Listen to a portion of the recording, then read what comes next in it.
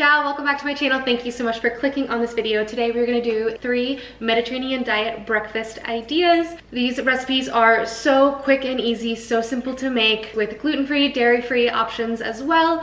And I just think they're perfect breakfast options, especially right now in the springtime. First recipe is going to be a gluten-free and dairy-free for all the fam members out there that are both those things and always asking for more of those style of recipes. These are oat carrot breakfast buns. I think they are the perfect thing because I, for one, love eating bread. I think bread is an awesome choice in the morning when you balance it out with maybe some protein or some other kind of nutrients. But bread is great for us. I think there is so much bad rep about bread, and it is so crucial on the Mediterranean diet. So a perfect way to start in the morning is with some bread. I have these super awesome, super protein packed, fiber packed oat buns with a little bit of carrot, lots of fun seeds for that crunch. The possibilities are endless with bread. I think it is an incredible vessel. I love it because it's just such an easy yeast bread. For recipe number 2, we are going to be doing a delicious blueberry chia pudding with a lemon cream topping. I think blueberry and lemon just for me is spring and summer, so I think this is going to be a super fun recipe to make. And while it does take an extra like 3 or 4 steps compared to your normal chia pudding, which is just stir it all together and it's ready to go, I think it makes it so much more fun. I think you get to play around with a lot of the flavors and textures in this recipe. Doing things like that for yourself, just spending 10 more minutes prepping something for yourself or making something for yourself makes you that much more happy. And then recipe number 3, please don't come for me.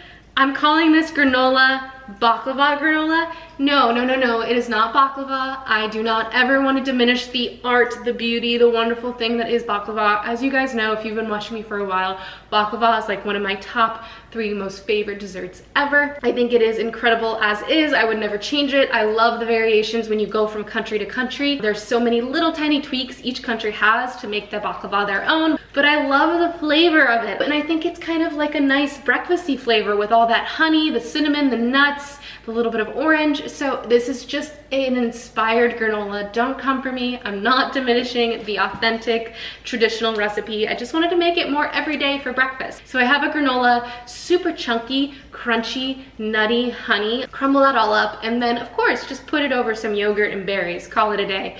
But here on the Caroline L. Franco YouTube channel, Modern Mediterranean Living, Creating a Zestful Day, we take it up a notch. So I made frozen yogurt to make it feel even more like a dessert. And yes, you could just drizzle more honey on top, but I made a honey caramel to top it off because it's so simple, so easy, a smidge decadent. There is nothing I love more, especially on a weekend. So maybe these recipes could be more weekend recipes where I just get to relax with my coffee, hear the birds, have my delicious breakfast. Like, it's just the joy it brings me, the zestfulness it brings me is unreal. And so I love breakfast, therefore I'm dedicating a whole recipe video to it. So without further ado, let's hop into recipe number 1.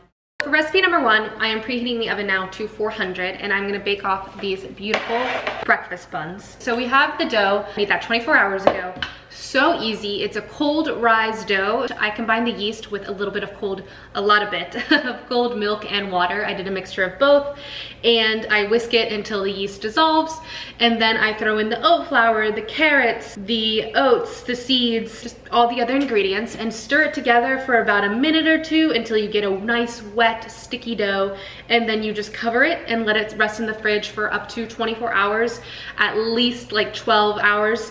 You really want the yeast to do its job. You don't really need to knead this dough because we have put so much yeast in it, it kind of just rises on its own. So simple to make. And once the dough is ready, you just pull it out the next day, that next morning that you want to have this bread, bake it fresh, your kitchen will smell delicious. And all you need to do is top it with an egg wash to really help with that golden brown crusty color and also to help make the seeds stick. So I'm gonna put all 3 seeds that I had before in a little dish here, which is the sesame, the chia, and the poppy, to be able to dip the dough in once it's been egg washed. So I'm just gonna beat up an egg for the egg wash. You can thin it out with a little bit of water. So I'm gonna take like 2 big spoonfuls of dough at a time, kind of scoop it out like this, and just plop it straight onto the pan like this.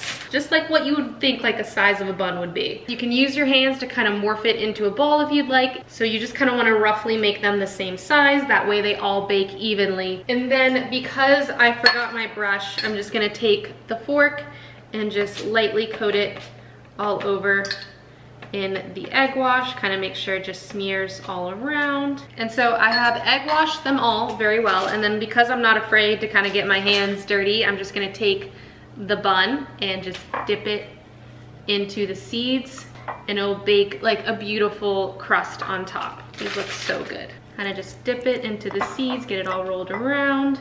Doesn't have to be perfect. This is a very, very rustic bread in true Caroline form. And now I'm just gonna pop them into the oven at 400 and let them bake. Into the oven they go.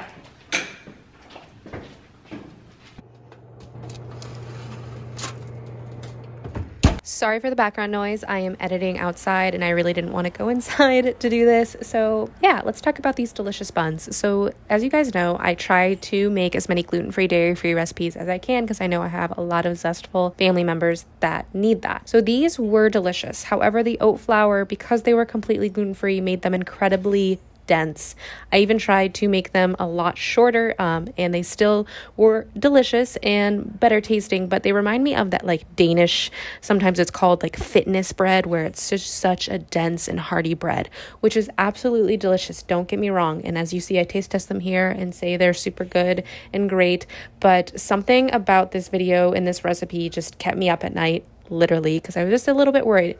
So I also made them with gluten. My two favorite flours, one that I used here was einkorn, another one is spelt. They're a single grain flour, and they just have a little bit more nutrients than the normal all-purpose. You could use normal all-purpose, nothing wrong with that, but I kind of like to use them in place of all-purpose a lot of the times. And I followed the exact same recipe, and as you can see, they are a way more loose, wet, hydrated dough, which creates those air pockets that you're looking for in a bread. This is still a very dense bread, even with the gluten option, but I just think they turned out a lot better, and I felt a lot better kind of publishing this recipe knowing that there was two versions, because I think the gluten-free people would love that gluten-free version. I love that version even as a non-gluten-free goer. I just wanted an option for everybody because that is my goal as always. So these turned out absolutely scrumptious as the gluten version as well. Like I said, you can see those air pockets, nice and squishy yet dense, full of flavor. Love the little carrot and seeds addition. And there's so many variations for how to prepare this. I kind of think of them as like English muffins in a way. So you could do savory or sweet. So I did a raspberry yogurt, kind of homemade with big dollops of natural peanut butter. You could do cream cheese, coconut yogurt. You could do something savory like pesto and turkey and cheese or something like that. Sky is the limit. And as you will see here in the taste test, I am in Florida right now, and that will be in my next vlog, which, by the way, that's where I showcase a lot of variations of these recipes that I create just for the first time in the recipe videos. In my vlogs, I usually show lots of variations and different ways to prepare them and enjoy them. The buns were absolutely incredible. I really, really hope you try them. Let's move on to recipe number 2. Recipe number 2 is so quick, so simple, so easy, something you've totally seen before, but of course I made my own version of it. A few years ago, I made a blueberry cheesecake kind of chia pudding layered thing. So I kind of wanted to update that recipe and give you something even more interesting than that. So I have the gorgeous blueberry chia seeds here. It's such a simple recipe. I always use yogurt in my chia seed puddings because I think that helps with the consistency so much, because I know a lot of people don't like the consistency and the slimy kind ofness of chia seeds. Another huge hack, which I will show you here, is blending up your chia seeds to get a luxurious kind of more creamy consistency and texture. If it kind of freaks you out to eat all those chia seeds, plus you don't want chia seeds all stuck in your teeth, especially with me, I have a retainer, a permanent retainer, so chia seeds always get stuck in it. So if that's an issue for you, blending them up, you can either blend up the chia seeds themselves and kind of make a powder of chia seeds, or you can just blend the whole entire mixture once it's already ready to go. They're so incredibly good for you. They help so much with digestion, protein, healthy fats. So many good things come from chia seeds, and I just wanted to make a fun blueberry flavor. So good. And then to top it off, I made a super luxurious lemon cream just to kind of give it the cheesecake vibes, add a little thickness, just a little bit of different goodness and make you feel like you're eating something super special. So the lemon cream is so simple to make. All you have to do is just soak cashews. They are the best thing to use for this. They really help thicken it up, and they're so neutral in taste that the lemon really comes through. So you soak those cashews, blend them with some yogurt, a dash or a splash of milk just to help with the blending. You wanna soak the cashews for 24 hours, that's the goal. But if you're in a rush or you forgot to soak the cashews and you wanna make this recipe the day of, soaking them in boiling hot water for like 3 or so hours can really help with softening them quickly, the same way it would if you were to soak them for, let's say, 24 hours. You soak the cashews with the yogurt. I added a whole entire lemon zest and juice, and then it's super optional, but you can add turmeric to really intensify the lemon color, because otherwise you're just gonna kind of get this beige color.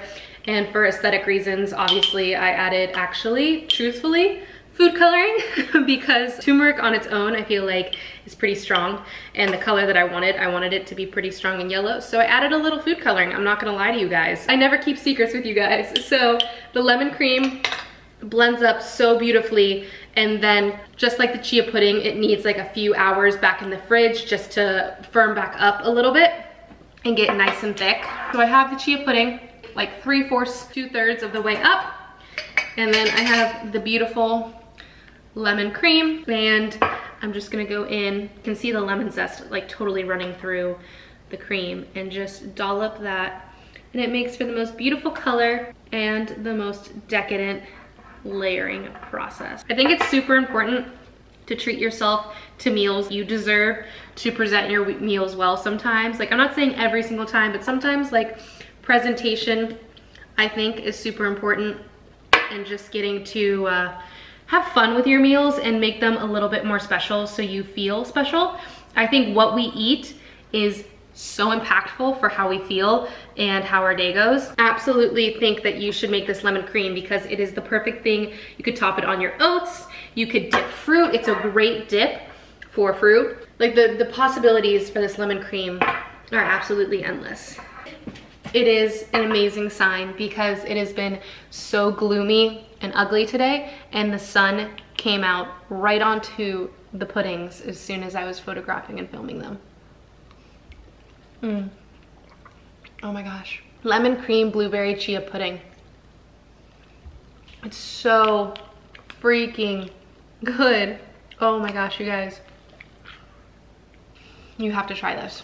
I'm gonna give it a good stir because I like them kind of mixed together. Just the right amount of lemon. I'm telling you, the lemon cream on its own, I might jar that up and sell it because it's so good. And the chia seeds are thick and creamy, and then the slight crunch of them I enjoy. This is a heavenly, delicious, creamy dream. All right, this is so incredible. As much as I want to finish this entire jar, I saved the very best for last. So let's move on to recipe number 3. So excited for the third and final recipe. It is the baklava granola. Let me reiterate, I am not trying. This is one of the best things I have ever made. Let me reiterate, I'm not saying this is baklava. You deserve the dessert, have the dessert is great, but just a riff off of the inspiration that is the amazingness of baklava, with the gooey yet crispy, with the honey, sweet, slightly cinnamony, sometimes orange blossom water, sometimes zestiness. You make a flour of pistachios and walnuts, a super fine flour of those two blended together. Add in your delicious butter. You could make this dairy-free. Butter is just obviously used in baklava, so I thought butter would be great here. Lots of honey. Honey is like the queen of this entire recipe. A little dash of orange blossom water, because you guys know I love it dearly. It's one of my most favorite ingredients. A little bit of cinnamon. I did a little bit of vanilla just to help with the sweetness of it all and kind of make it feel dessert-like. I need to take a little nugget again. And it's crunchy but chewy. It's literally so reminiscent of baklava because it's perfectly gooey but crunchy. Oh my gosh. I get way too excited about food. I'm so weird. Anyways, so then you stir in, obviously, the oats puffed rice crisps, because that is the like secret ingredient to this recipe amongst many tips and tricks of this recipe. But the puffed rice really helps with that crunchiness that you get from the phyllo dough. Baklava varies from region to region. There's like 1,000 recipes for baklava. I'm sure every grandma in the region where baklava is from has their own riff off it. So I kind of just used some of my favorite things that are baklava-y. Then it becomes a really gooey batter.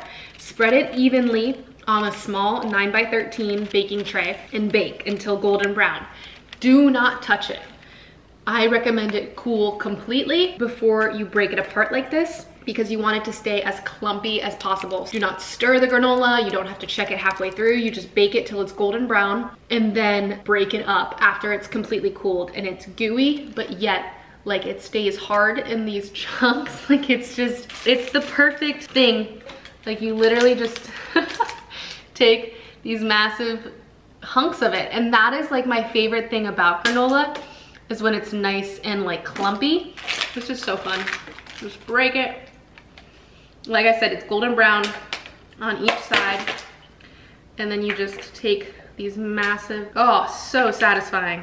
I love it. I'm gonna plate up a bowl of granola. You can do it however you like. You could do this with milk, with yogurt. You could put it with just a bowl of berries in this granola. You can just snack on it. Possibilities are endless. I went overboard. I made this incredible frozen yogurt, and I meant to make it frozen yogurt. Just totally forgot to get yogurt on my grocery list.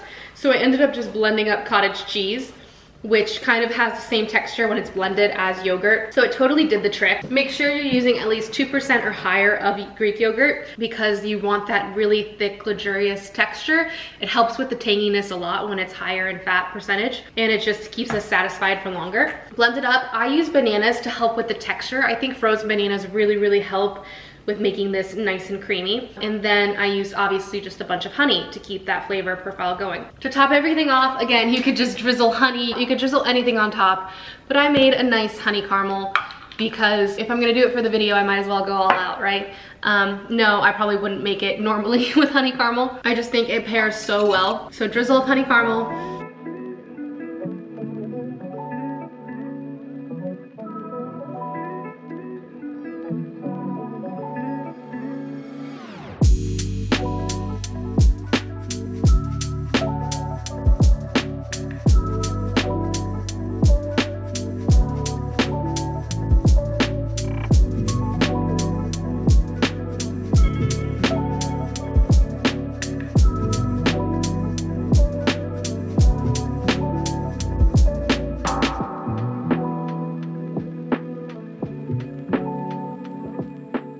Baklava granola with frozen yogurt and honey caramel.